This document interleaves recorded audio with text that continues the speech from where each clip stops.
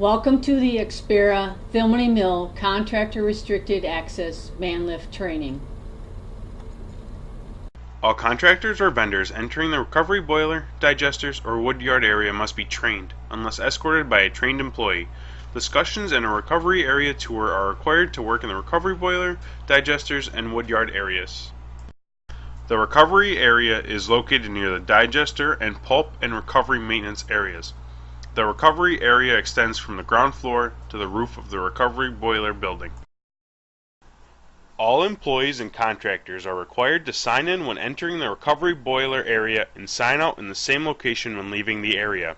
You must also notify the operator of the job planned and location of work and when leaving the area. Call 8353. There are two sign-in locations, between the millwright maintenance shop entrance and the recovery courtyard, and in the safe egress stairway on the 4th floor just outside of the recovery boiler control room. Recovery boiler hazards include 600-pound steam lines, asbestos-containing insulation, corrosive and hot liquids, the smelt spout area, salt cake, combustible gases. Non-condensable gas hazards including hydrogen sulfide. In low concentrations, headache, nausea, affected breathing, and affected ability to smell. In high concentrations, unconsciousness and death. Audible and red light alarms. Red lights and warning alarms will sound when dangerous concentrations of non-condensable and combustible gases are approached. Vacate to a place of safety immediately until the warning is extinguished. If the operator personnel determine there is a boiler emergency, they will implement the emergency shutdown procedure. The alarm will sound and a strobe light will activate. All non-control room personnel must evacuate according to the Thilmany evacuation plan.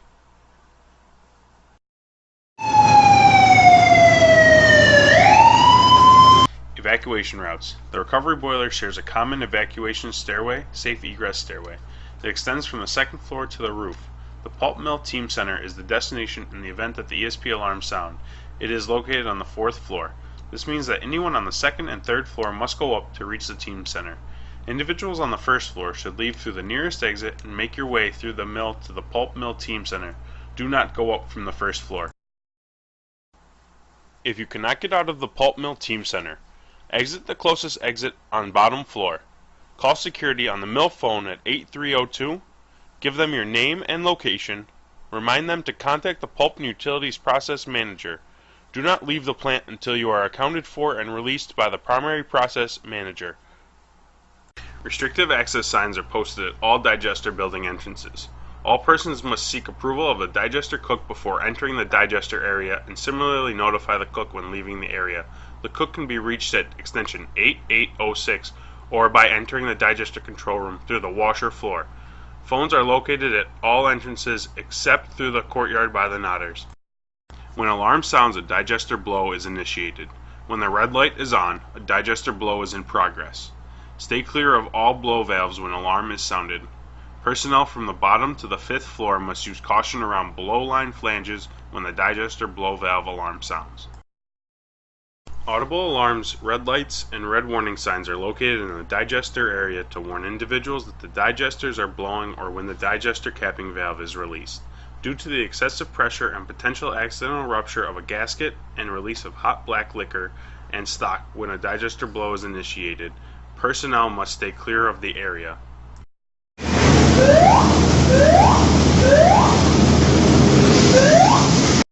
When a blow valve alarm is activated, personnel must use caution around blow line flanges. Locate the blow valve, back away, and stay clear of the blow valve when the alarm is sounded. Personnel from the 1st to the 5th floor must back away 6 feet from the valve and blow line flanges.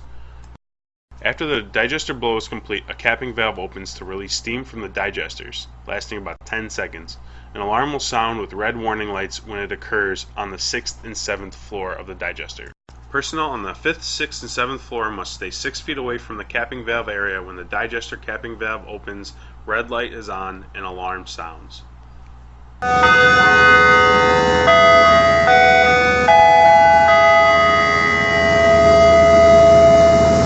Digester hazards. White liquor, black liquor knots, and black liquor mixed with turpentine are hot and/or corrosive chemicals. On contact with skin or eyes, the chemicals can cause severe thermal and/or chemical burns. Personnel should be wearing the appropriate PPE for the task to prevent injuries from occurring. Medical treatment including thoroughly washing or flushing affected areas for 15 minutes in eye or shower stations, then seek medical attention. Additional digester hazards include 57-pound and 182-pound steam lines, blow lines and hot stocking gases, blow steam and non-condensable gases from the digester cap, and hot stock and liquor. If alarms are activated, non-operational personnel evacuate affected area. Some areas, procedures require employees to monitor for turpentine levels. At 5% LEL or above, employees should exit the area. Thermal hazard for filtrate pump aisle. Prior to entering the area, personnel must notify the digester operator at 8806.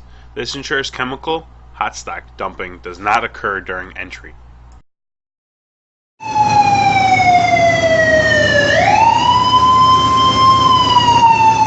Always obey posted signs. Always check in with control room before entering the digester area for any reason. Never perform any work on the turpentine system without first receiving PSM training. Always observe safe work practices. Prior to entering the woodyard, contact must be made with one of the following: Woodroom Coordinator, extension 8342, or by radio on channel 5, Woodyard Scaler, extension 8629, or Security, extension 8302. One of the above will notify all employees in the woodyard of your presence. Hard hats are mandatory when entering the woodyard. A steady flow of truck traffic is present in the woodyard throughout the day. All personnel must stay back 15 feet from any moving truck or log movers. Woodyard Scaler, Woodroom Coordinator, or Security will notify you of any hazards prior to entering. No vehicle traffic is allowed in the woodyard unless required for maintenance or production purposes. Caution must be taken around all rail tracks. All personnel must stay back 15 feet from any moving rail cars. Never park vehicles on rail tracks. Check in with the Woodroom Coordinator prior to entering or beginning work on tracks in case of specific hazards. There are multiple blind spots and hazards on the chip pile. Contact must be made with the CAT operator prior to accessing the chip piles. When in use, the truck dump is extremely dangerous. Be aware of operations in the woodyard. Adhere to the restricted boundaries around the truck dump. The woodyard contains large quantities of diesel fuel. Material is combustible and open flame should not be used around tanks and fueling areas. Standing or climbing on round wood piles is strictly prohibited. Contact must be made with the Woodroom Coordinator prior to walking by log piles. Notify the Woodroom Coordinator prior to entering the log conveyor area. Pedestrian traffic is prohibited from entering the bark yard. The safe walkway through the old woodroom should be used as an alternative. Welcome to the Expera Thilmany Mill Contractor Manlift Training video. This training is an annual requirement for all contractors that will be using the manlift.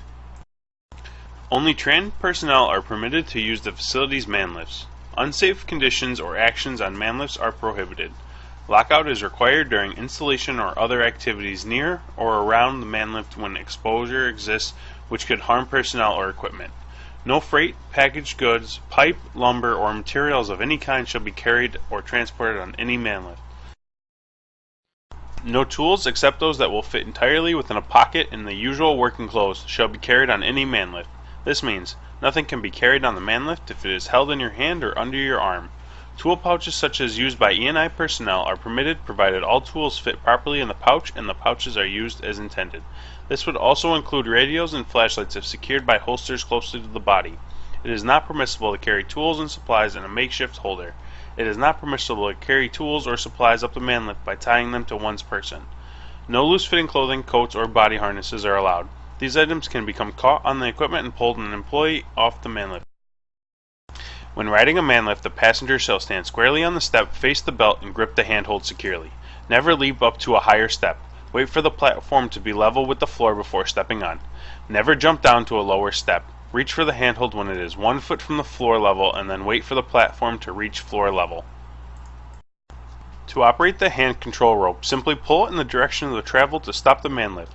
Pull in the opposite direction of travel to start the manlift again. Before starting or restarting man lift, it shall be necessary to alert passengers on the man lift and all others in the vicinity. The flashing red light indicates that you are approaching the top floor. It is possible that this light may not be working, so be alert as to what floor you are on. If you notice that the man lift is not working properly or is damaged, report it immediately to your job coordinator. After you complete the man lift training video, contact your job coordinator for hands-on training for man lifts.